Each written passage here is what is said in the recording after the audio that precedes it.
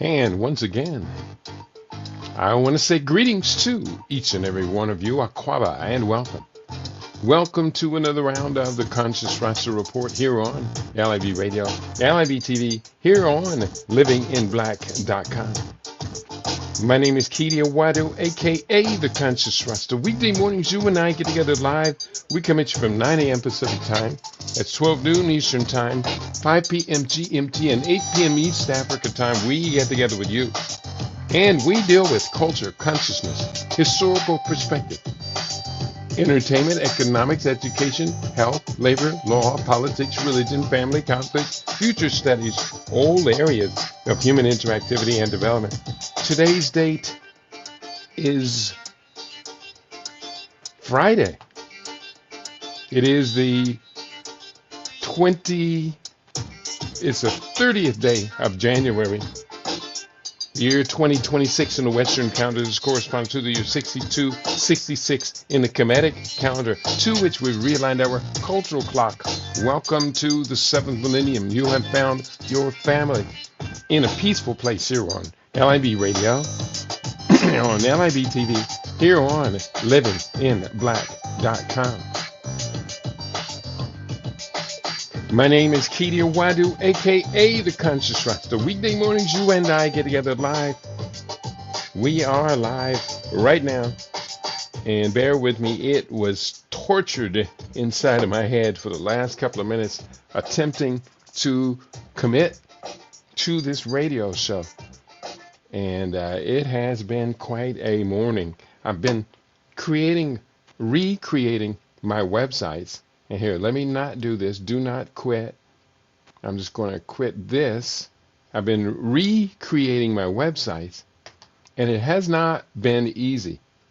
I'm going back literally 10, 15 years and putting in things that I have not had in place for long time.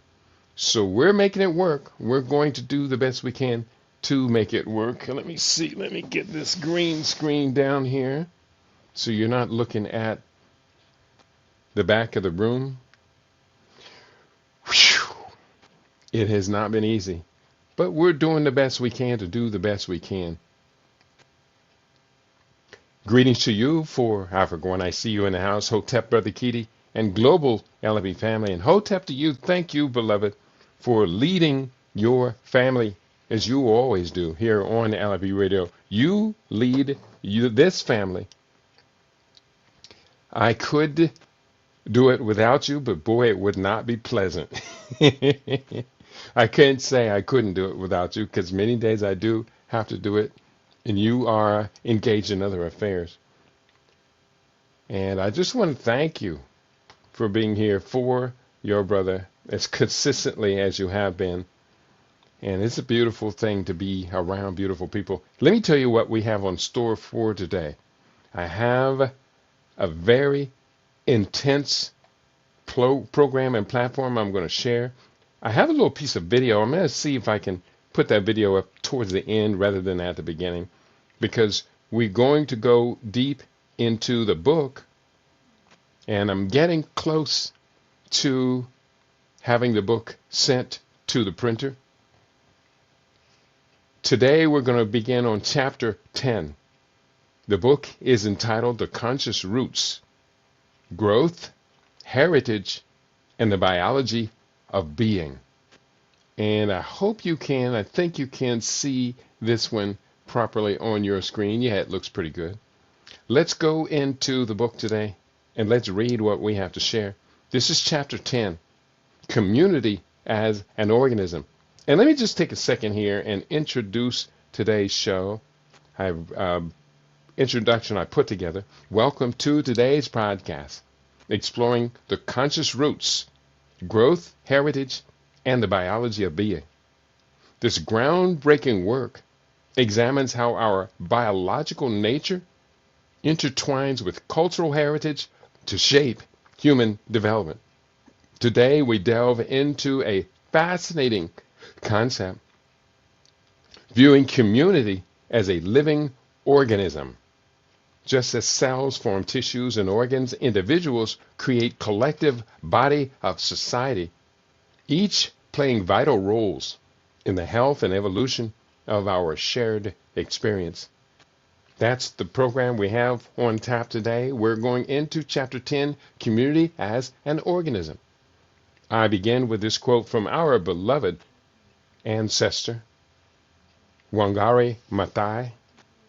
She won the Nobel Peace Prize laureate and founder of the Green Belt Movement out of Nairobi, Kenya.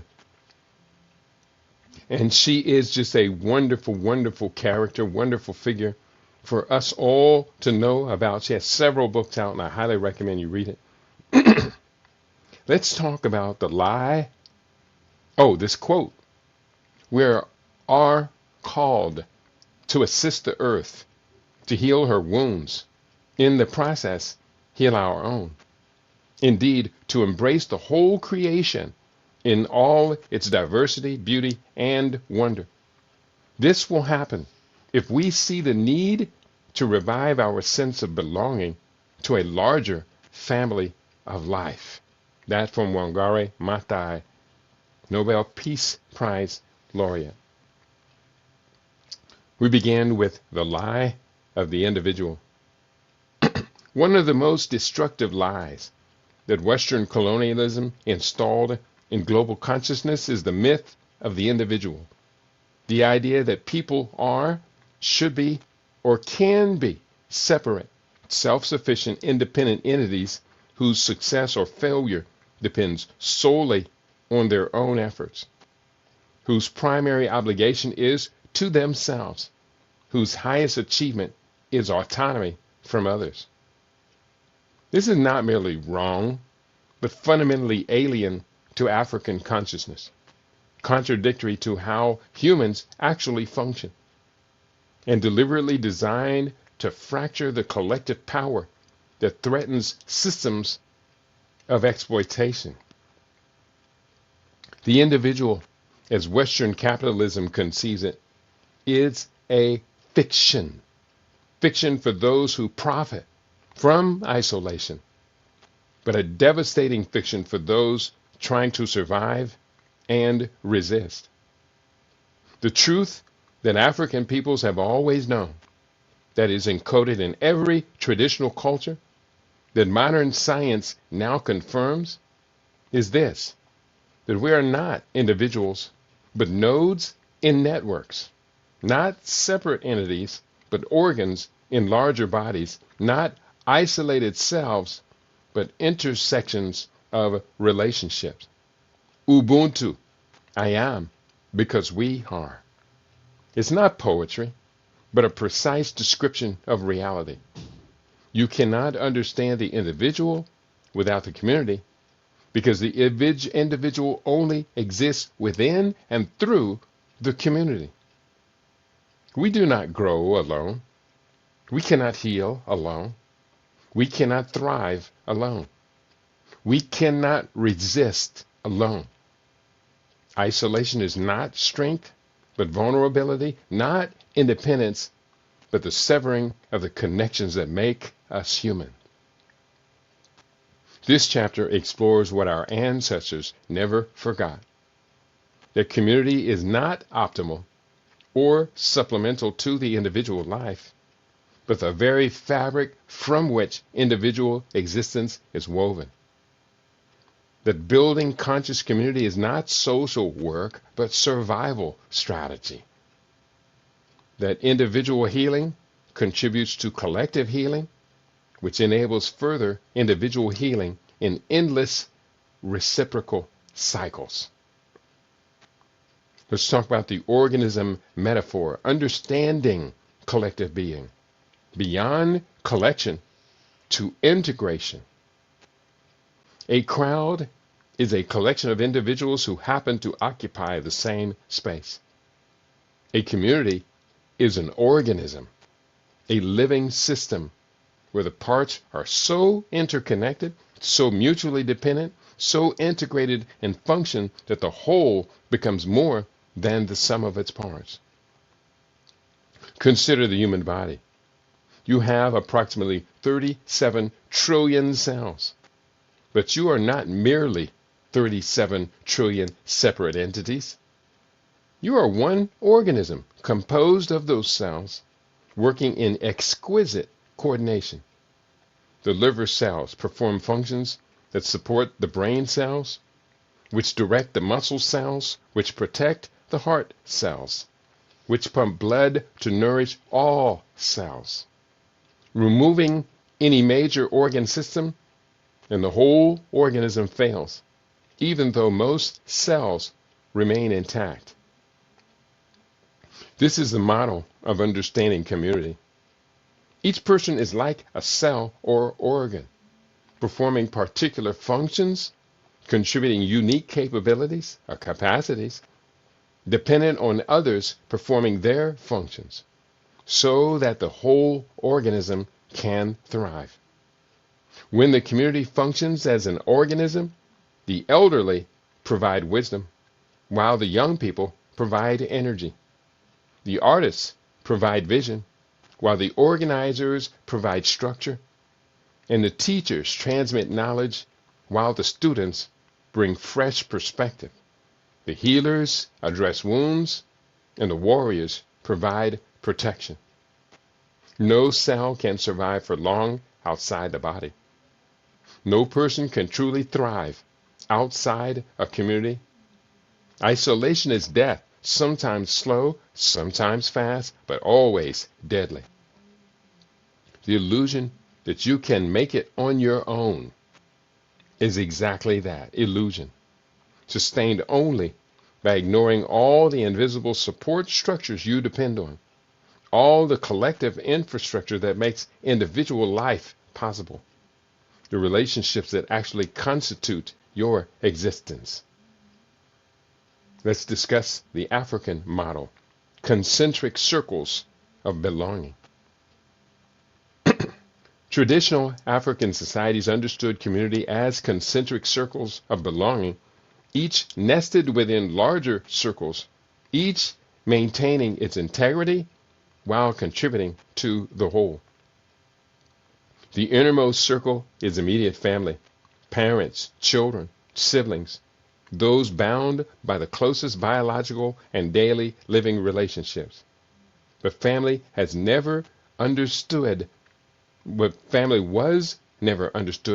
as the nuclear unit that Western capitalism promotes. Family extended to include grandparents, aunts, uncles, cousins, a web of kinship,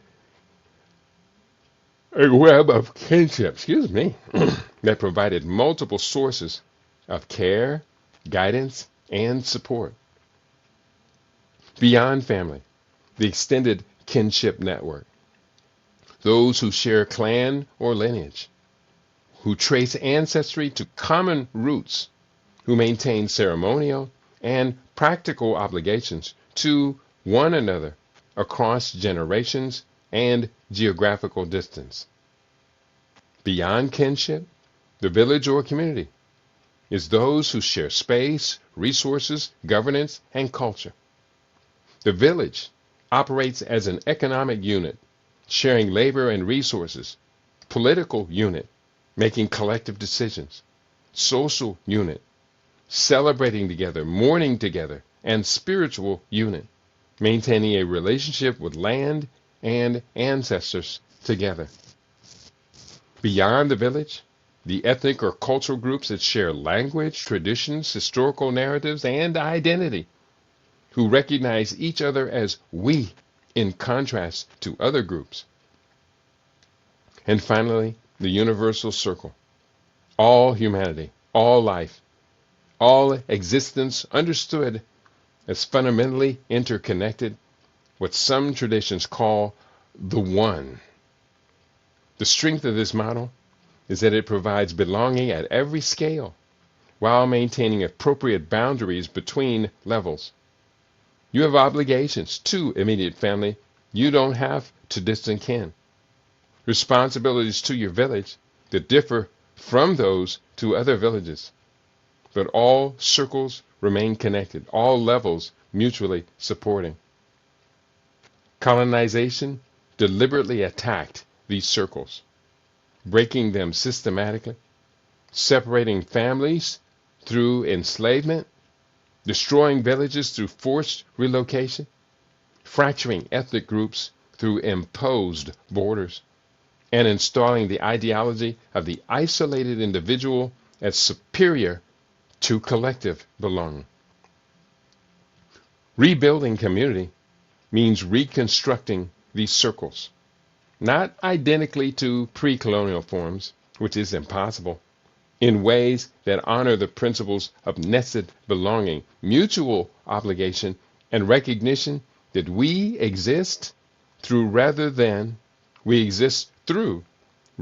despite our connections. Let's talk about building conscious community, the practice of collectivism. And I'm going to take one moment here and just double check, see if anybody else is joining us. And I do see you in the house, Brother Juma. Morning, brother. He says, Hotep. Great to have you with us, Brother Juma. It's always a pleasure to be connected with you, as I am today reading from my new book. It's going to the printer in a day or two. I'm going to send it to the printer over the weekend. And I'm very, very excited to be bringing this to you, our listening audience. And the reason I'm reading it is not only to give you a preview of what you're going to get when you get your hands on this book, but also I am going through and checking for corrective points. And I will be using these corrective points. Let's go forward. We are back again. Here we are talking about building conscious community, the practice of collectivism. First, begin with intentionality, community by design. Communities can form accidentally through proximity or circumstances, but an intentional community is built through intention, through deliberate choices about who we commit to, what values we share, how we relate to one another, and what we are building together. Hence, this is the idea of our Kujichagulia villages. Building conscious community begins with clarity about purpose and principles. Point 1, shared values. What do we stand for collectively? What are we committed to? What behaviors and choices align with these commitments? And what stands to contradict them? Without clarity here, community becomes just people occupying space together, not people building something meaningful together. Explicit agreements. How do we make decisions? How do we handle conflict? How do we distribute resources? How do we care for those who are struggling? Leaving these unspoken invites assumptions, misunderstandings, and eventual fracture. Regular practice. Community is not maintained by good intentions, but by consistent practice. Gathering regularly, maintaining communication, showing up for each other in practical ways, celebrating together, mourning together, working together, and talking about boundaries and membership. Who is part of this community and who isn't? What does membership mean? What do we owe each other? And what can we expect from each other? Healthy communities have clear boundaries, not to exclude, but to protect the integrity of relationships within. Going forward, the circle, democratic and sacred space. The circle is both a practical organizational structure and sacred form, a shape with no hierarchy, where everyone can see everyone else, where all voices have equal access, where the whole is visible at once. Many African traditions organize gatherings in circles for exactly these reasons. Elders might be honored. Particular people might have specific roles. but the circle itself creates spatial equality that hierarchical seating, like theater rows or boardroom tables, does not. In conscious community building, the circle becomes a space for several essential practices. These practices include, number one, reasoning, the Rastafari practice of contemplation and discussion, where the community gathers to think about important questions, to share perspectives, to arrive at an overstanding no individual could reach alone. The circle provides witnessing, sharing stories, experiences, struggles, and celebrations with others who will truly listen, truly see, and truly hold what is shared with care. This witnessing is itself healing, the antidote to the isolation that tells us our struggles are ours alone. The community provides decision making, the circle, arriving at choices through genuine dialogue rather than through decree or majority vote that silences minority voices.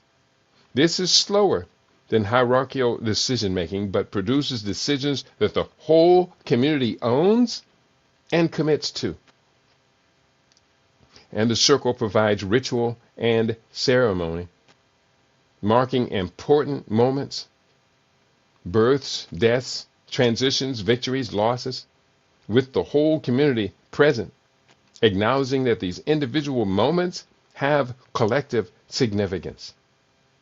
The circle requires particular disciplines. The circle requires particular disciplines. Listening without formulating a response, speaking from experience rather than abstraction, making space for silence, allowing emotions without demanding that it be managed, maintaining confidentiality, and trusting the process even when immediate clarity doesn't emerge.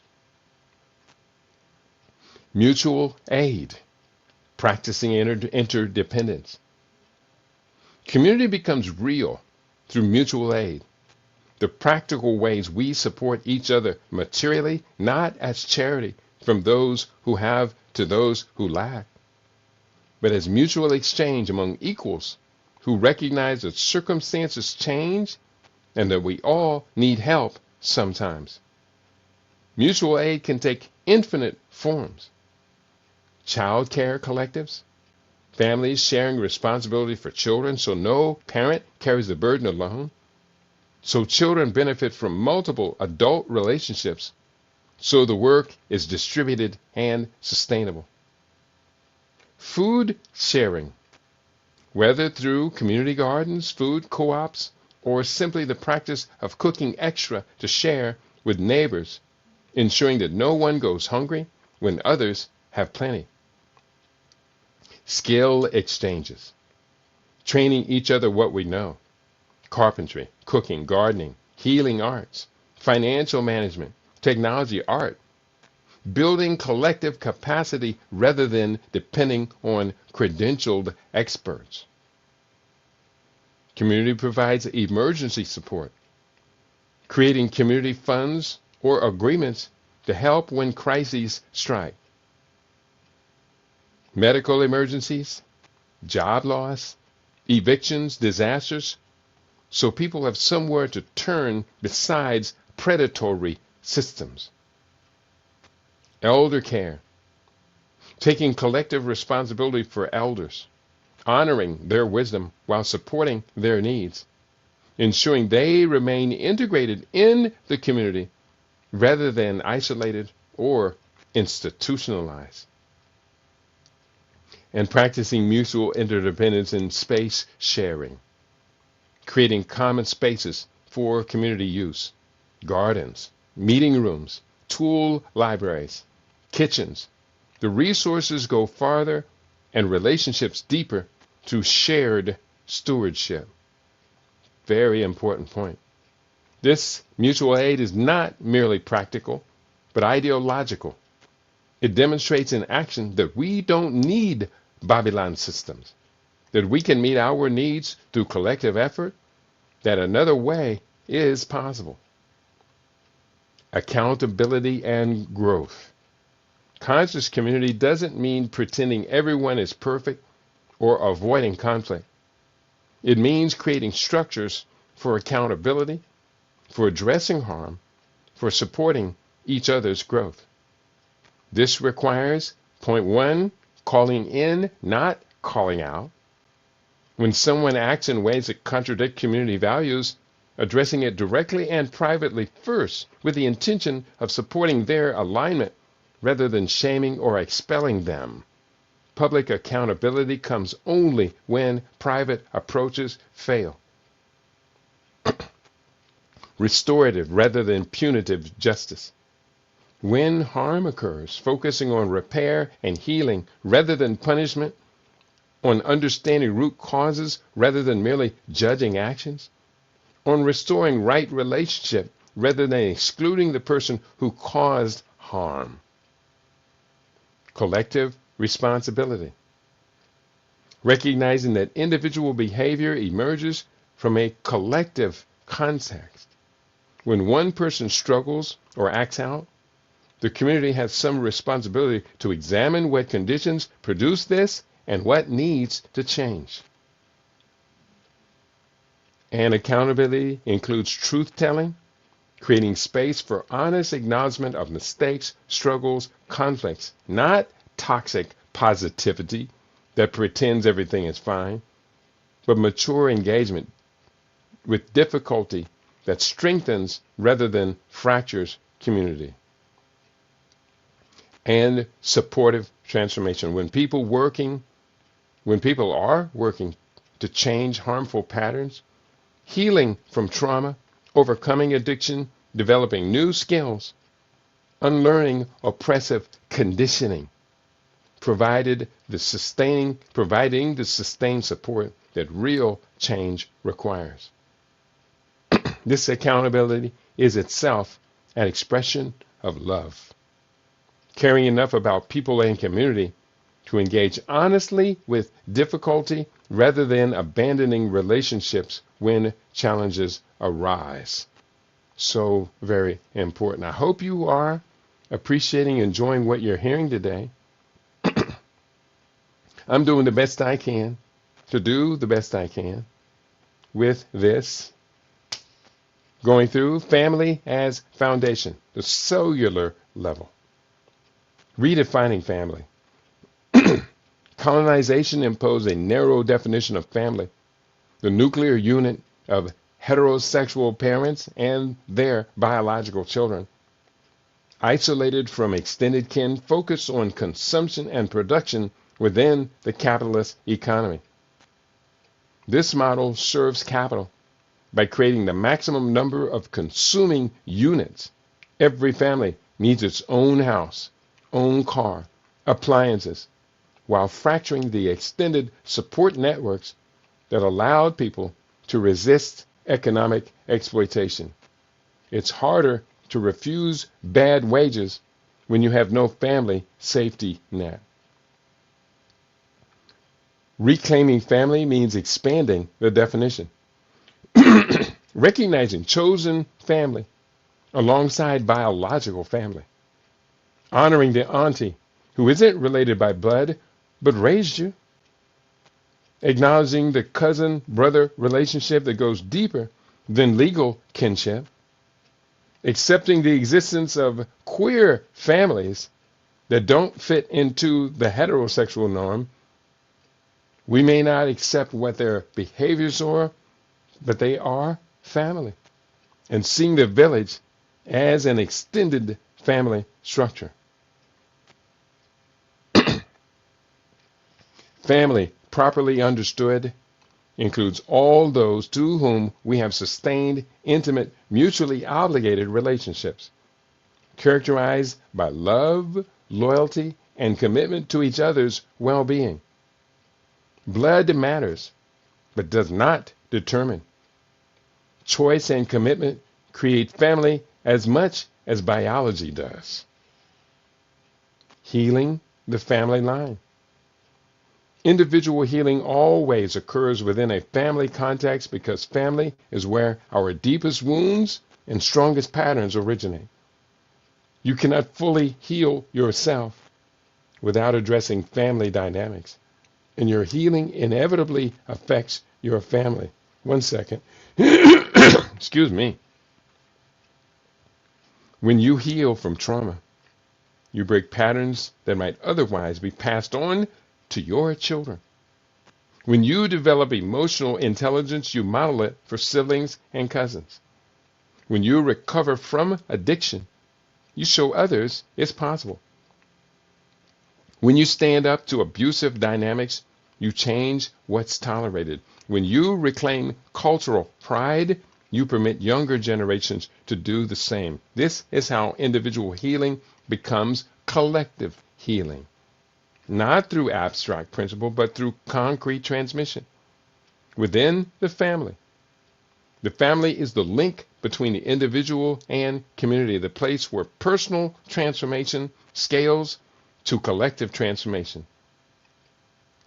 Healing the family means, point one, addressing intergenerational trauma, recognizing how the wounds of your parents and grandparents can affect you, how what wasn't healed in them manifests in you, and how breaking the cycle benefits everyone downstream.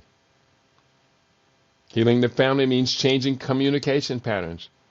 Learn to speak honestly and kindly, to listen deeply, to repair ruptures rather than letting resentments accumulate, to express love and appreciation rather than assuming it's understood. Rewriting our scripts. Point three, noticing the stories your family tells about itself, about struggle, success, identity, possibility, and deliberately crafting new narratives that serve rather than limit. Point four, honoring while evolving. Maintaining connection to family traditions and values while allowing them to evolve. Respecting elders while not being bound by their limitations. Staying rooted while growing beyond what previous generations achieved. Creating new rituals. Establishing practices that bring family together regularly. Mark important moments, that maintain relationships across distance and difference, that embody the values you are cultivating. The village raises the child. The African proverb, "It takes a village to raise a child," is not sentimental folk wisdom, but practical sociology. Children need multiple adult relationships to develop fully. Different people modeling different strengths, providing different forms of care, offering different perspectives and possibilities. The nuclear family model cannot provide this. Two parents, even excellent ones, cannot offer everything a child needs. Children need elders to provide a historical connection and wisdom. They need young adults to model recent transitions they will soon face. They need people with different skills, temperaments, and knowledge than from those their parents possess. Community parenting doesn't mean parents abdicate responsibility. It means they partner with others to provide a richer developmental environment than they could create alone. It means children have multiple sources of guidance, multiple adults invested in their well-being, multiple models of how to be in the world. This collective parenting also supports parents, preventing the isolation and overwhelm that occurs when two people alone carry full responsibility for raising humans. It ensures children are cared for, even when parents are struggling, sick, or unavailable. It builds relationships between children and the community that will sustain them throughout life. We're moving from an individual to collective, the ripple effect. How one person's growth serves all. When you develop emotional regulation, you no longer spew unprocessed emotion onto those around you, creating a calmer interpersonal environment that allows others to regulate better. When you heal trauma, you stop unconsciously reenacting it in relationships, breaking cycles that might have continued for generations. When you develop critical consciousness, you can help others recognize and resist internalized oppression, spreading liberation through your networks. When you cultivate dignity and self-worth, you model it for others, especially children, giving them the permission to claim their own worth. When you learn new skills, you can teach them to others, building collective capacity. When you stand up to injustice, you show others it's possible, inspiring courage that might not have emerged without your example. This is not theory. This is how social change actually happens, through countless individual transformations that create collective shifts in consciousness, capacity, and culture. You are not healing only for yourself, but for everyone you encounter, everyone you'll influence, everyone who will benefit from you being more whole, more conscious, more free. The community supports individual growth. Just as individual healing serves the collective, the reverse is also true. Collective health enables individual healing. You cannot do the deep work of transformation without support, without people who believe in you. When you doubt yourself, when you hold yourself accountable, when you drift from commitments, who witness your struggles without judgment, who celebrate your progress. Community provides the following: mirroring, people who reflect back to you what you cannot see in yourself, both shadows you're avoiding and strengths you're underestimating. Community provides role models, people who have walked paths you're walking, who demonstrate that which you're attempting is possible, who can guide based on experience. Community provides material support, resources, time, space, money, care that allow you to focus on growth rather than mere survival. Community provides belonging, the deep knowing that you are valued not for what you produce or achieve, but simply because you are part of we, that your well-being matters to others.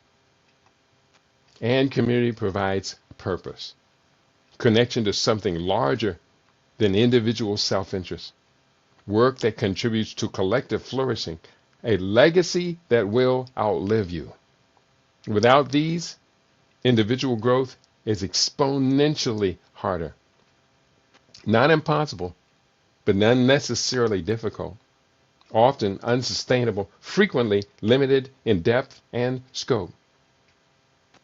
The organism thrives or dies together. The metaphor of community as an organism has challenging implications. Organisms thrive or die as wholes. You cannot have a healthy heart in a dying body. Individual wellness within a dying community is limited, temporary, and ultimately unsustainable. This means we have a profound stake in collective health that, quote, I got mine, unquote, is not a viable strategy, and that your individual success means little if the community around you is failing. It also means that working on ourselves is not separate from working on community. Both are necessary. Both serve each other. Both are expressions of the same commitment to life, health, liberation. The goal is not a perfect community. That doesn't exist. Has never existed, never will exist. The goal is a living community. Imperfect but real, struggling but growing, flawed but committed, human in all its messiness and magnificence. We build this community through daily choice to show up, to contribute, to ask for help, to offer support, to stay through difficulty, to celebrate and joy, to hold each other accountable, to forgive and repair, to see each person as an essential organ in the larger body we compose together. We are because we are. Not despite our connections, but through them. Not in isolation, but in relationship. Not as individuals, but as organs in a living, breathing, struggling, growing organism that will thrive or die, depending on whether we remember this truth. We do not grow alone. We never have. We never will. Ubuntu. I am because we are. The organism remembers even when individuals forget. Our task is to remember with it, to live with that remembering, to build a community that embodies this ancient African truth. We are one body, many members, all essential, none are expendable, all growing together or dying together. Choose the community, feed the organism, tend the body. This is how we survive. This is how we thrive. This is how we become free. And that takes us to the final chapter. And I just want to take a moment here and say greetings to everyone out here in the LIB radio family. If you are on YouTube, I see you, Tao Kamis Mkweli. He says, Black Ra Singh, Baba. Greetings. Great to have you in the house. It's an absolute joy. And I do see my sister is in the house. Sister Rhonda. Uja Babakiti and LIB universally. That's beautiful. That's so beautiful. Thank you for sharing your thoughts, your words. It does mean a lot to me. Excuse me, my throat's a little scratchy today. 1 second.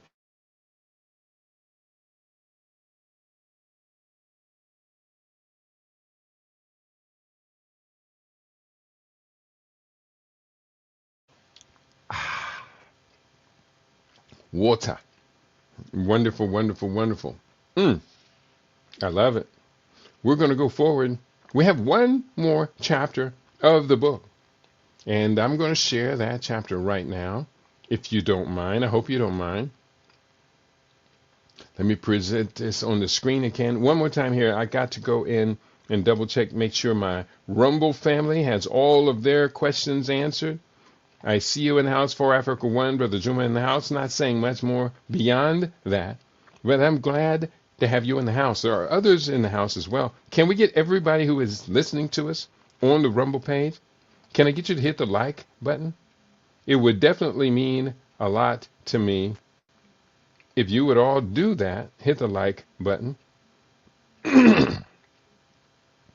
And we're going to do the best we can to do the best that we can. So going forward, bear with me. I didn't drink my morning tea today, and now I'm not regretting it, but I'm definitely missing that lovely burn in my throat from the cayenne pepper. Let's share the screen one more time. Present this screen. Share screen. I'm going over here to the window, and we're going to go back in, and let's take on this last chapter of the book. Add to the stage, and here we go. Conclusion. The evergreen legacy. As usual, I begin with this quote, this one from M. Scott Peck, The Different Drum. This quote, when I am with a group of human beings committed to hanging in there, both through the agony and the joy of community, I have a dim sense that I am participating in a phenomena for which there is only one word: glory. That's beautiful. We're talking about summary, the growth, heritage, and the biology of being, the journey to wholeness. This work represents a comprehensive exploration of human flourishing that refuses the false choice between ancient wisdom and modern science, between individual healing and collective liberation, between body and spirit. Instead, it demonstrates how these seemingly separate domains are inseparable dimensions of a single truth. We are biological beings with deep roots in African soil, carrying within us both the wounds of colonization and the strength of those who survived it, capable of transformation that serves not just ourselves, but generations yet unborn.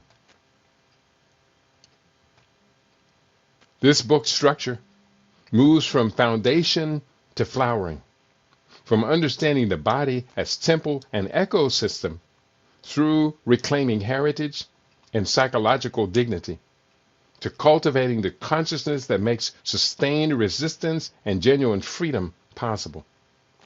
Each section builds on the previous, creating an integrated vision of what it means to be fully human, fully alive, fully free.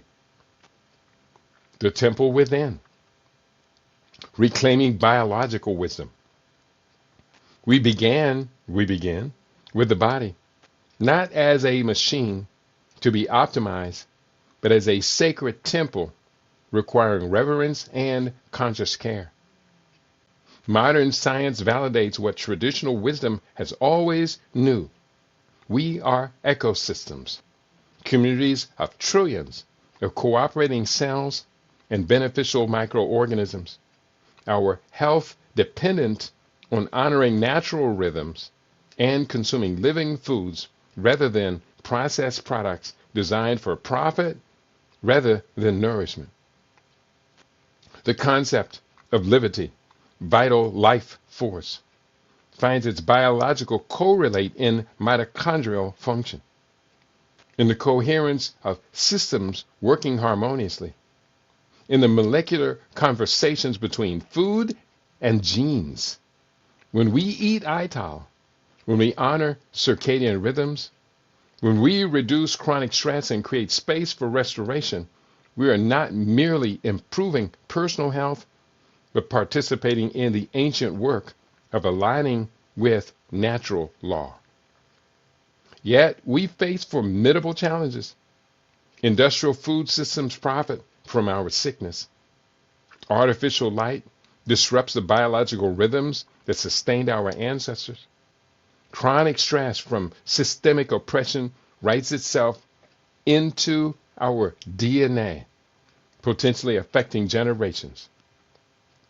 The challenge is not merely individual, but systemic, requiring both personal transformation and collective resistance to systems designed to keep us disconnected from the sources of our vitality.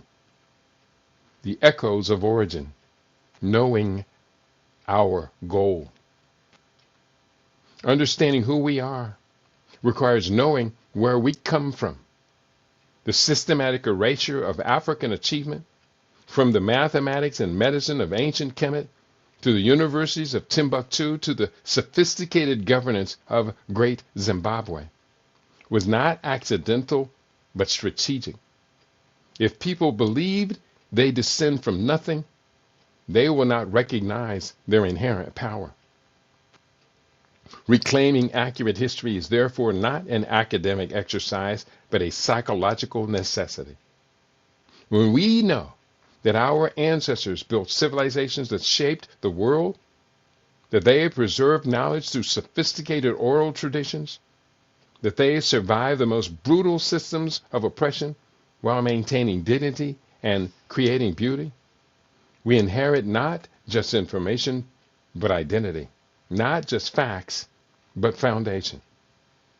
The obstacles here are educational systems designed to maintain colonial narratives, internalized shame that generations have absorbed, and the ongoing erasure of African contributions to human civilization. Yet the truth emerges despite suppression. Genetic research confirms African primacy in human development. Archaeological discoveries continue to reveal African sophistication. Scholars reclaim their own histories. The work is difficult but essential, and momentum builds with each generation that chooses to remember rather than forget. And we talk about, here, one second here, I just want to, can I get that done? I don't want to do that. Let's just keep going forward. Breaking mental change, the psychology of liberation.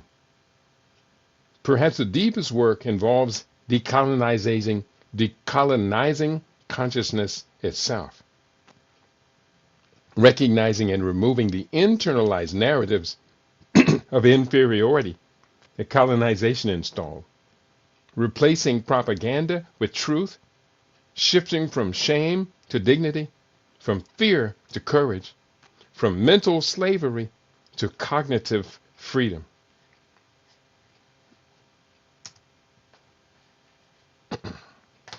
Bear with me.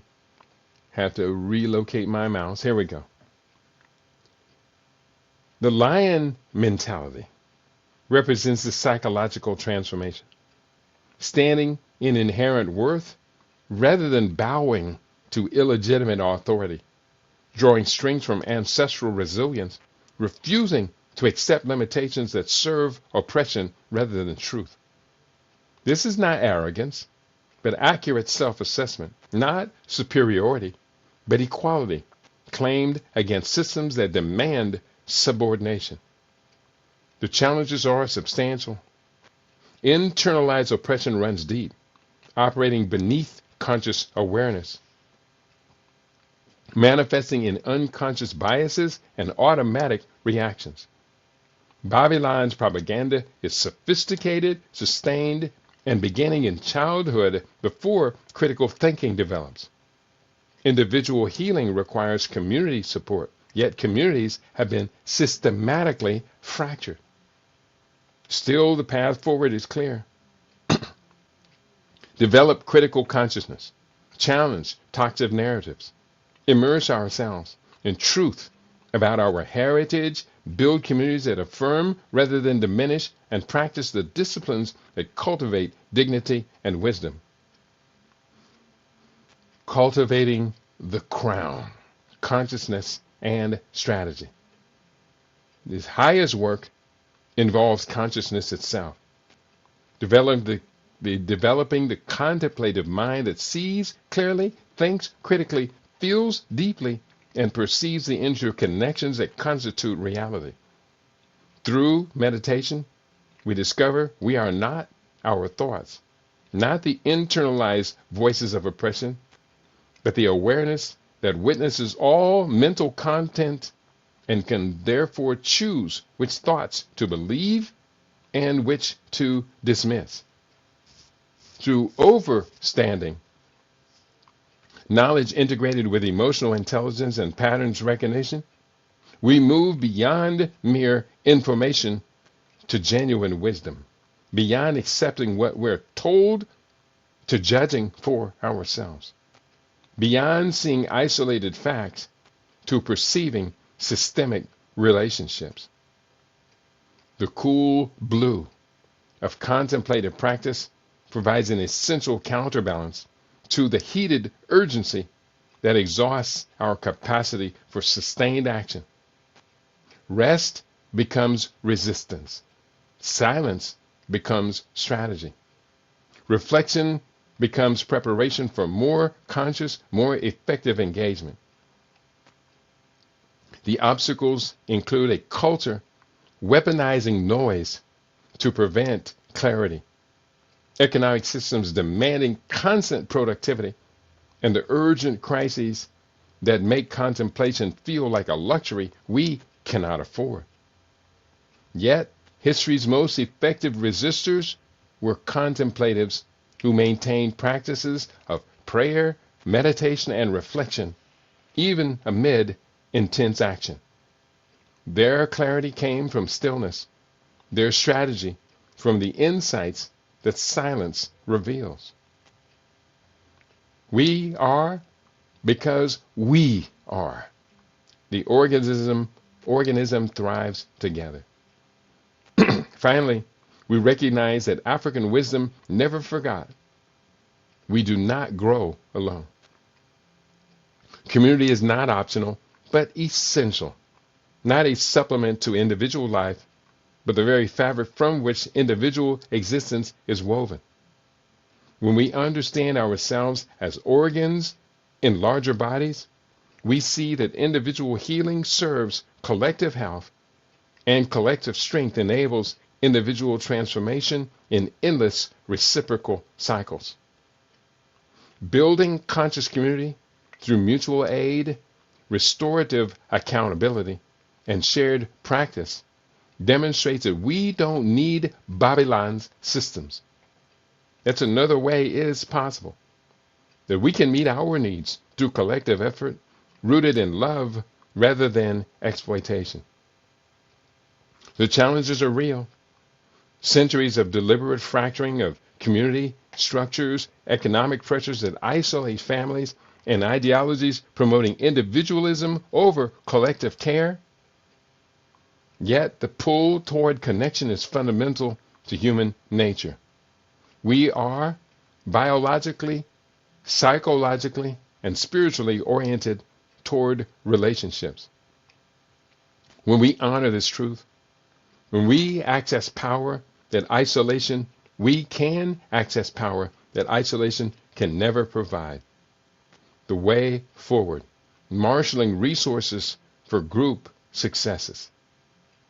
We stand at a crossroads, facing challenges that are daunting but not insurmountable. The systems that oppress us are powerful, sophisticated, deeply entrenched. The wounds we carry, personal and collective, recent and ancestral, run deep. The work required is substantial, sustained, and difficult. Yet we have no choice but to succeed. The alternative, the continued disconnection from our bodies, our heritage, our consciousness, our communities, leads only to accelerating breakdown, to generations inheriting trauma without the tools to heal it, to the slow death of potential unrealized and power unclaimed. But we have everything we need. We have bodies designed for resilience, carrying the genetic inheritance of survivors.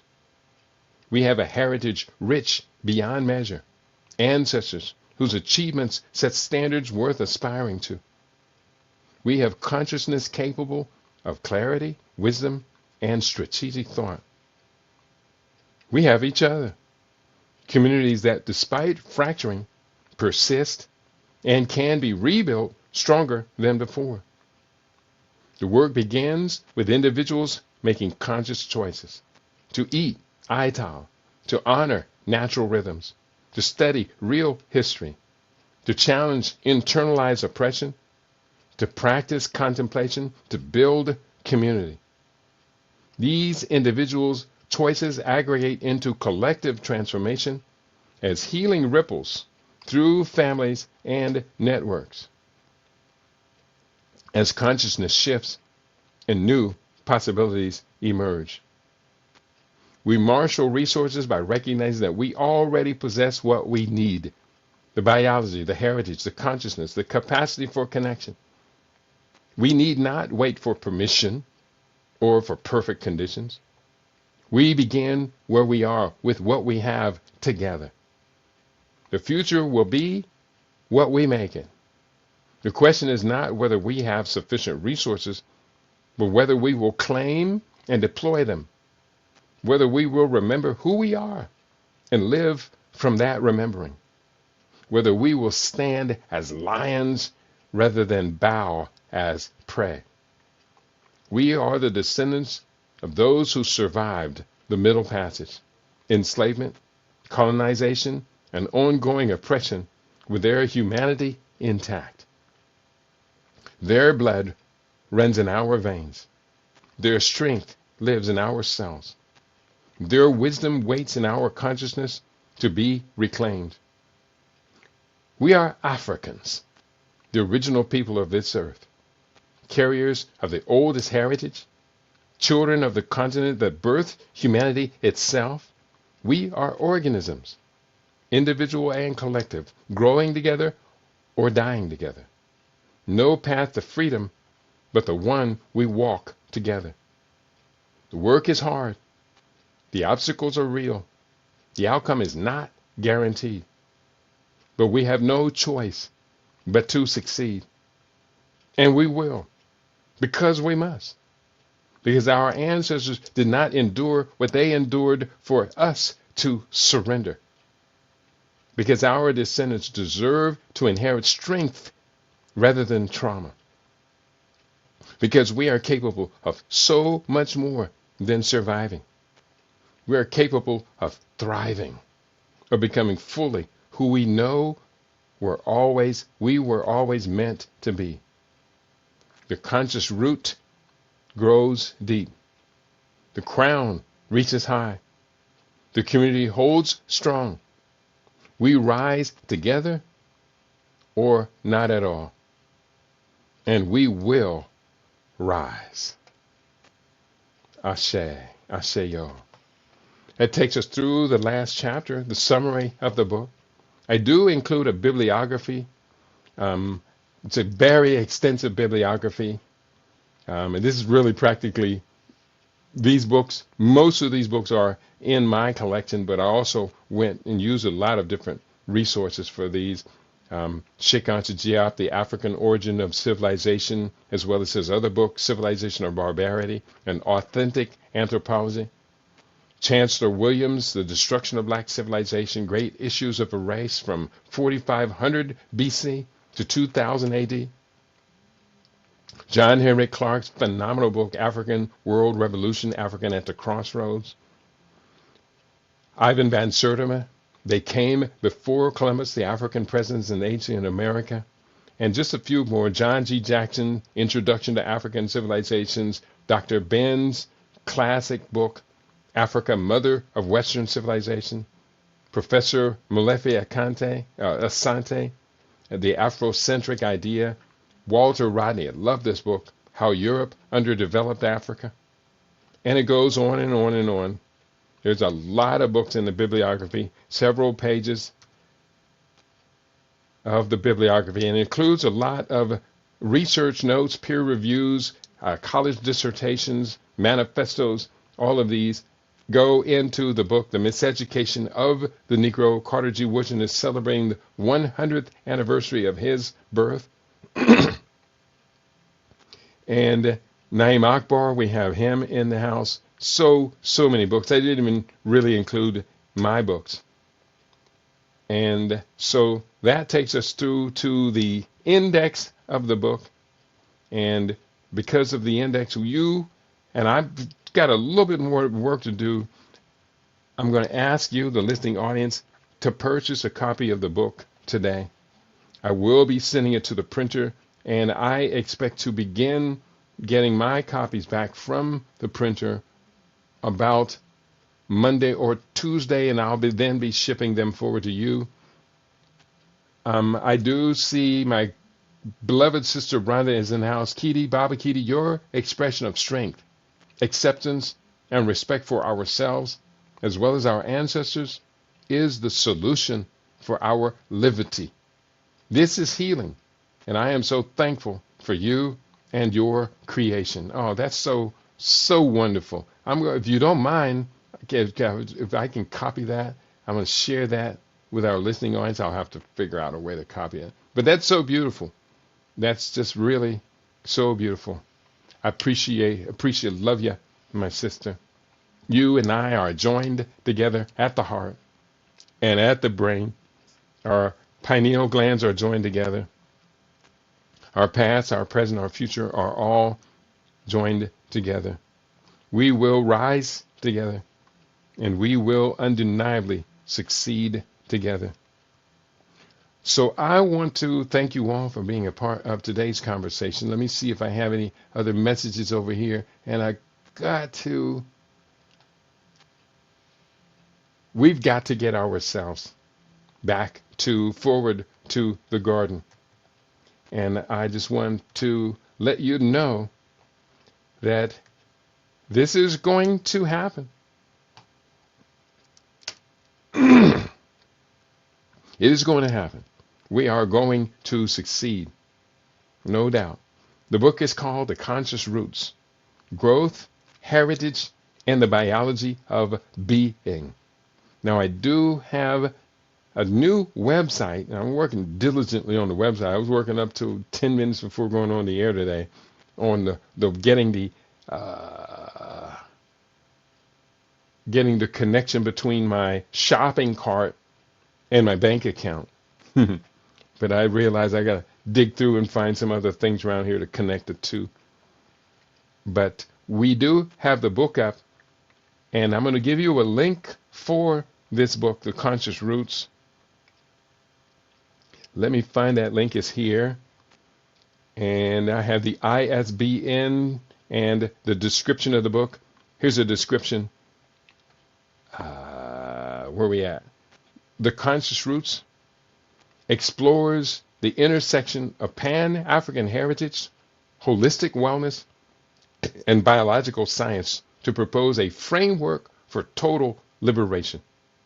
The text argues that reconnecting with ancestral history and natural rhythms is a biological necessity for overcoming the psychological and physiological damage of colonization.